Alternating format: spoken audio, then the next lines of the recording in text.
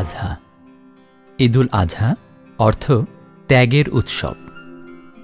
ত্যাগের এই পবিত্র উৎসবে 12টি শুদ্ধাচার পালন করেই আপনি ভাঙতে পারবেন ভ্রান্ত মানসিকতার বৃত্ত, হতে পারবেন সুআচারী ভালো মানুষ।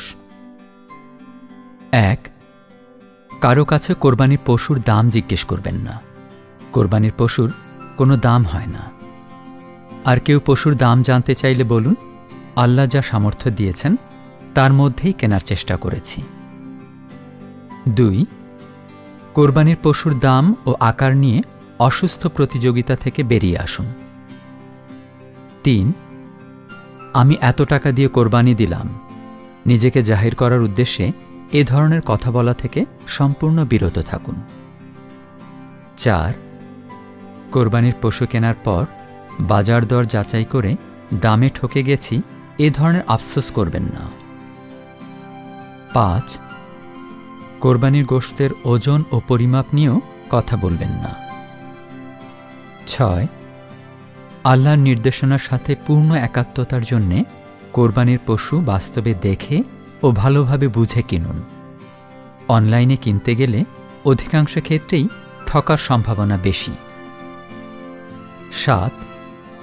কোরবানির গোশত যথাযথভাবে বিতরণ করুন। গোশত সংরক্ষণের উদ্দেশ্যে ফ্রিজ কেনার ভ্রান্ত মানসিকতা পরিহার করুন। 8. খাদ্য উৎসবে মেতে উঠবেন না, খাবারে পরিমিতি বজায় রাখুন। 9. কদিন পর কোরবানি করব এই ভেবে কোরবানির পশুকে অযত্নে, অবহেলায়, অনাহারে রাখবেন না। 10. কোরবানির পশুর সাথে সেলফি তুলবেন না, এটি একটি ভ্রষ্টাচার। সামাজিক যোগাযোগ মাধ্যমে এ সম্পর্কিত প্রচার থেকে পুরোপুরি বিরত থাকুন। 11. আপনার কোরবানির পশুর রক্ত ও বর্জ্য নিজ উদ্যোগে পরিষ্কার করুন। এক্ষেত্রে নগর কর্তৃপক্ষের পরিচ্ছন্নতা বিধি মেনে চলুন ও এ কার্যক্রমে যথাসম্ভব সাহায্য করুন। 12. ঈদের ছুটিতে পরিবার, প্রতিবেশী, আত্মীয় ও পরিচিতজনদের আনন্দের সাথে সময় দিন।